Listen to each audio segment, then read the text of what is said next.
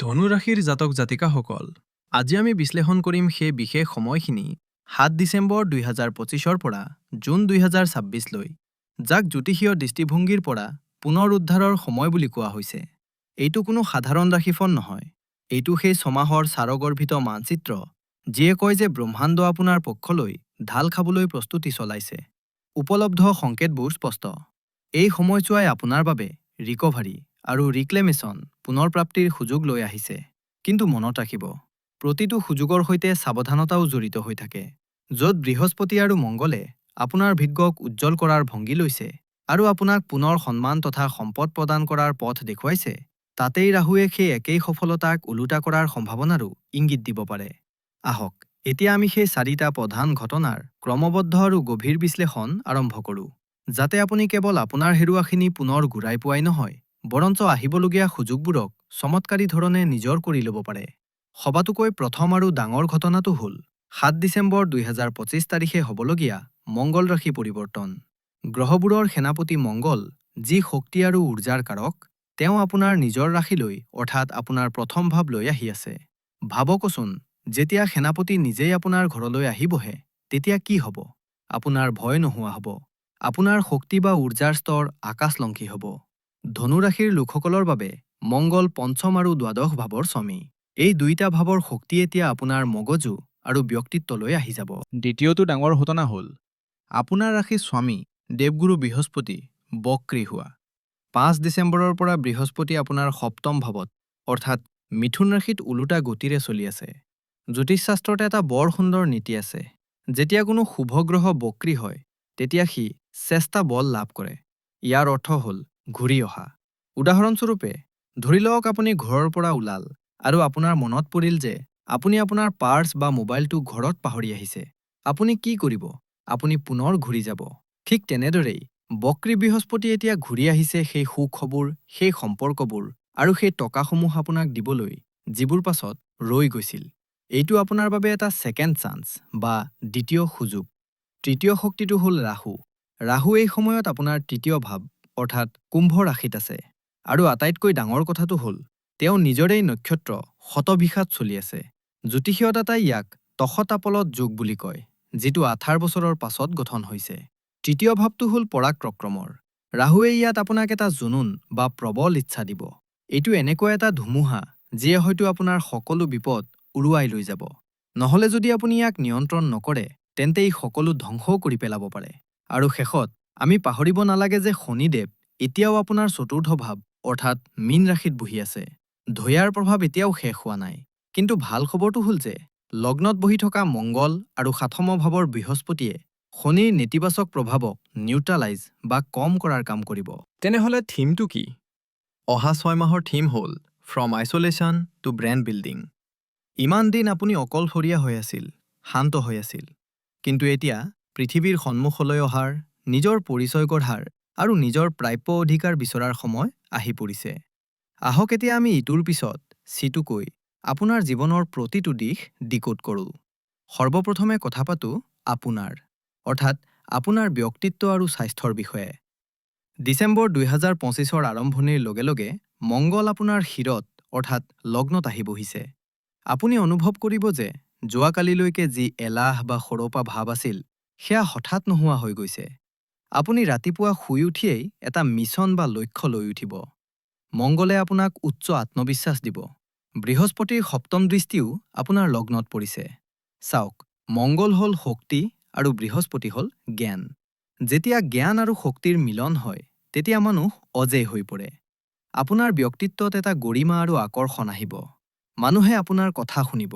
আপুনি যি কোঠাত প্ৰৱেশ কৰিব, তাৰ শক্তিয়ে সলনি হৈ যাব। কিন্তু ইয়াত মই আপোনাক সাৱধানো কৰিব লাগিব। আৰু এইটো বৰ জৰুৰী। মংগল হ'ল অগ্নিতত্ত্ব আৰু ধনুও হ'ল অগ্নিৰাশি। জুইত জুই লাগিলে কি হ'ব? বিস্ফোৰণ। অহা কেইটামান মাহত আপোনাৰ খং হাতলৈ চৰিব পাৰে।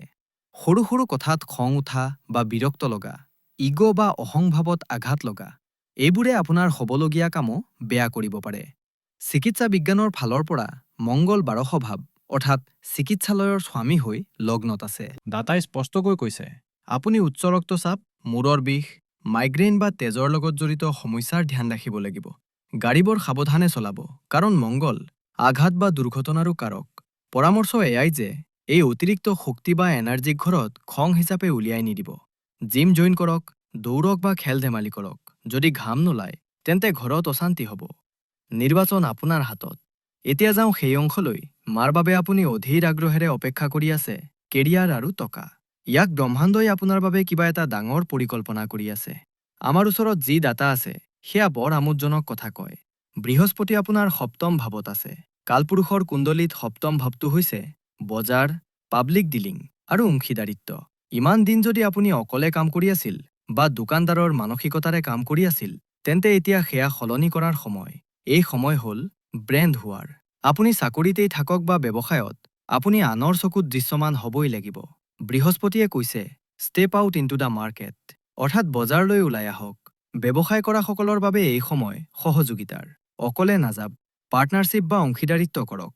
সপ্তম ভাৱৰ বৃহস্পতি আৰু 11 ভাৱত তেওঁৰ দৃষ্টিয়ে এয়া কয় যে যদি আপুনি কোনো ডাঙৰ সংস্থা, চৰকাৰ বা কোনো ডাঙৰ গ্ৰুপৰ লগত জড়িত হয়, তেন্তে আপোনাৰ বহুত ডাঙৰ লাভ হ'ব।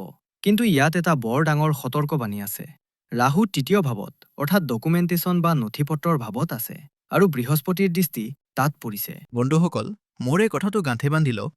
অহা 6 মাহলৈ মুখৰ কথা বা মৌখিক প্ৰতিশ্ৰুতিত এটকাৰো কাম নকৰিব। ৰাহু হ'ল ধোঁৱা। মানুহে প্ৰতিশ্ৰুতি দিব আৰু পিছত অস্বীকাৰ কৰিব। আপুনি যি দিলেই নকৰক কিয়, যি অংশীদাৰিত্বই নকৰক কিয়, তাৰ ৰিটেন এগ্ৰিমেণ্ট অৰ্থাৎ লিখিত চুক্তি থকাটো বাধ্যতামূলক।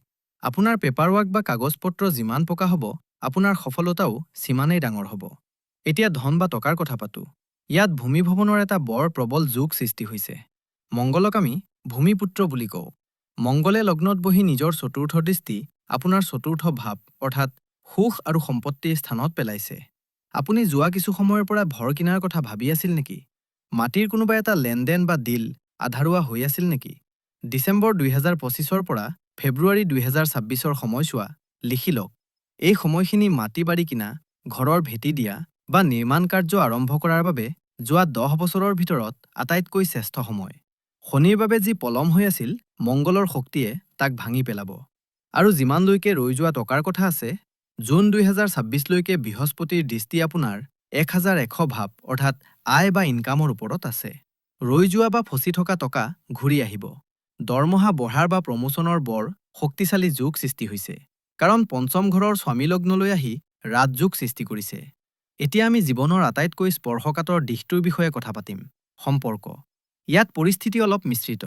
সপ্তম ভাৱত বৃহস্পতি থকাটো এটা বৰদান। যদি আপুনি অবিবাহিত, তেন্তে ডিচেম্বৰৰ পৰা মে' মাহৰ ভিতৰত বিয়া ঠিক হোৱাৰ বৰ প্ৰবল যোগ আছে। বৃহস্পতি বিবাহৰ কালক, আৰু তেওঁ বিবাহৰ ঘৰতেই বহি আছে। আপুনি এজন বুজন আৰু মেচিউৰ্ড সংগী পাব পাৰে। কিন্তু যদি আপুনি বিবাহিত, তেন্তে কাহিনীত অলপ টুইষ্ট আছে। বৃহস্পতি বক্ৰী হৈ আছে। বক্ৰী গ্ৰহৰ অৰ্থ হ'ল ৰিভিজিটিং দ্য পাষ্ট বা অতীতলৈ উভতি যোৱা। যদি আপোনাৰ সম্পৰ্কত টনা আজোৰা আছিল, কথা বতৰা বন্ধ আছিল, বা আপোনালোক বেলেগ হৈ গৈছিল, তেন্তে এই সময় ৰিইউনিয়ন অৰ্থাৎ মিলা মিছা বা সুলহ কৰাৰ, ক্ষমা খোজা আৰু ক্ষমা কৰি দিয়াৰ ইয়াতকৈ ভাল সময় আৰু নাপাব। কিন্তু বিপদ ক'ত আছে? বিপদ আছে মংগল আৰু ৰাহুৰ পৰা। মংগলে লগ্নত বহি সপ্তম ভাৱক চাই আছে। মংগল মানে অহংকাৰ। ৰাহুৱে সপ্তম ভাৱক চাই আছে। ৰাহু মানে সন্দেহ। আপোনাৰ ভিতৰৰ ইগ' বা অহংভাৱে ক'ব, মই কিয় সেও হ'ম? আৰু ৰাহুৱে ক'ব, নিশ্চয় আন কিবা কথা আছে। সৰু সৰু কথাবোৰেই ডাঙৰ কাজিয়াৰ ৰূপ ল'ব পাৰে। আপোনাৰ জীৱনসংগীৰ স্বাস্থ্যও অলপ নাজুৰ থাকিব পাৰে।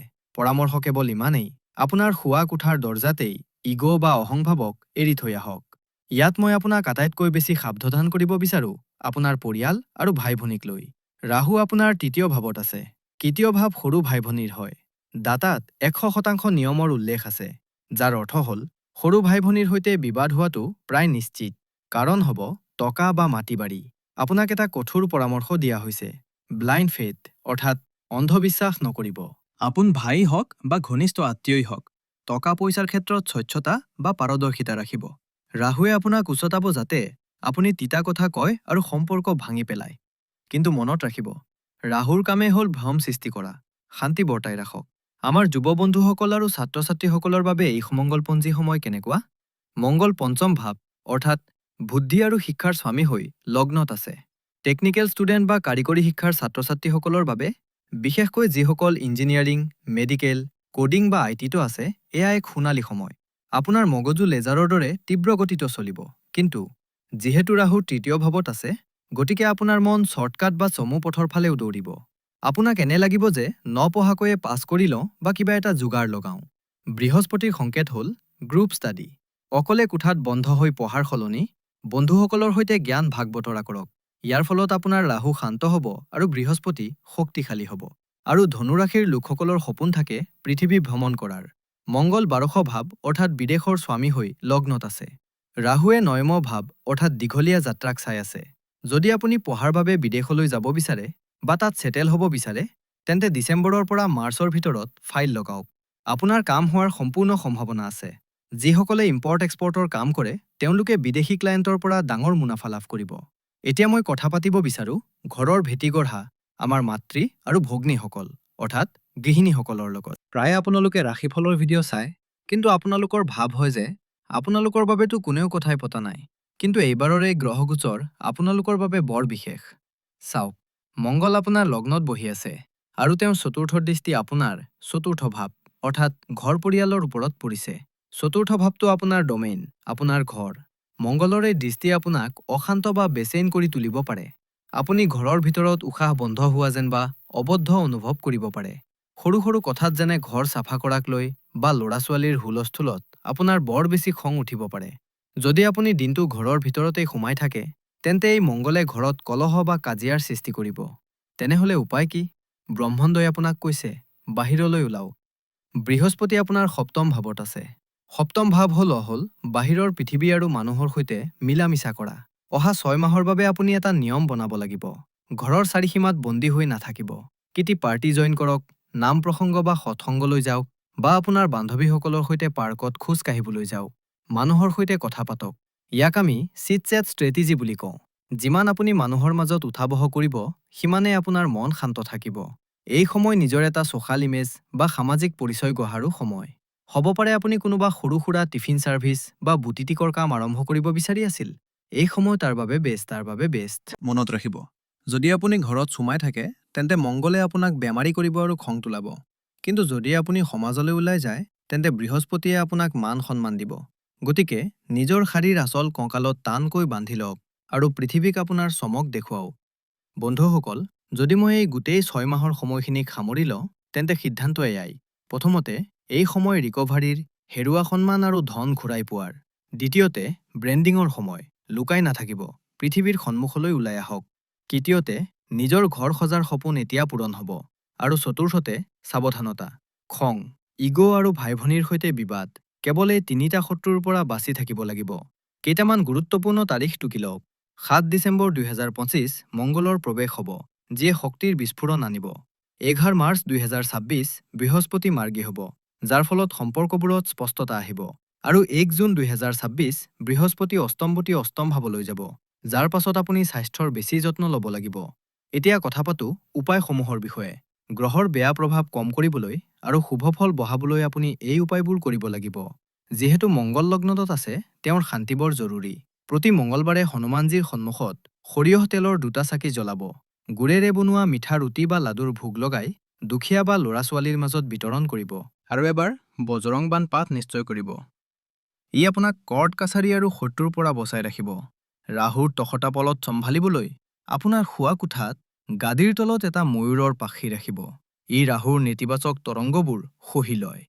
এটা কাঁচৰ বাটিত সৈন্ধৱ লৱণৰ টুকুৰা ভৰাই আপোনাৰ কোঠাৰ দক্ষিণ-পশ্চিম কোণত থ'ব। প্ৰতি মাহে ইয়াক পেলাই দিব আৰু নতুন লৱণ থ'ব। আৰু ঔৰাং ৰাহৱে নমঃ মন্ত্ৰ 108 বাৰ জপ কৰিব। আৰু বৃহস্পতিৰ বাবে, যাৰ পৰা ধন আৰু বিবাহৰ সুখ পোৱা যায়, বৃহস্পতিবাৰে গৰুক সেউজীয়া ঘাঁহ খুৱাব। কপালত কেশৰ বা হালধিৰ ফোঁট ল'বলৈ আৰম্ভ কৰক। ইয়াৰ ফলত আপোনাৰ অৰা পজিটিভ হ'ব আৰু মানুহ আপোনাৰ প্ৰতি আকৰ্ষিত হ'ব। বন্ধুসকল, মনত ৰাখিব, গ্ৰহবোৰে কেৱল ইংগিত দিয়ে, কৰ্ম আপুনি কৰিব লাগিব। মংগলে আপোনাক তৰোৱাল দিছে। এতিয়া এইটো আপোনাৰ ওপৰত নিৰ্ভৰ কৰে যে আপুনি তাৰ দ্বাৰা নিজক ৰক্ষা কৰে নে আন কাৰোবাক আঘাত কৰে। নথিপত্ৰ বা ডকুমেণ্টেশ্যন পকা ৰাখিব, মুখৰ মাত মিঠা ৰাখিব, আৰু তাৰ পাছত দেখিব, এই 6 মাহ আপোনাৰ জীৱনৰ আটাইতকৈ শ্ৰেষ্ঠ মাহবোৰৰ ভিতৰত অন্যতম হ'ব। আশা কৰোঁ এই তথ্যই আপোনাক সঠিক দিশ দেখুৱাব। যদি এই ভিডিঅ'টোৱে আপোনাৰ হৃদয় স্পৰ্শ কৰিছে, তেন্তে লাইক বুটামটো নিশ্চয় দবাব। আপোনাৰ ধনুৰাশিৰ বন্ধু আৰু পৰিয়ালৰ সৈতে ইয়াক শ্বেয়াৰ কৰিব। চেনেলটো ছাবস্ক্ৰাইব কৰিবলৈ নাপাহৰিব, কাৰণ জুন 2026ৰ পিছৰ যাত্ৰা আমি আৰু আপুনি একেলগে পাৰ কৰিম। প্ৰভু মহাকালে আপোনালোক সকলোৰে কল্যাণ কৰক, সুখী থাকক, সুস্থ থাকক। হৰ হৰ মহাদেৱ।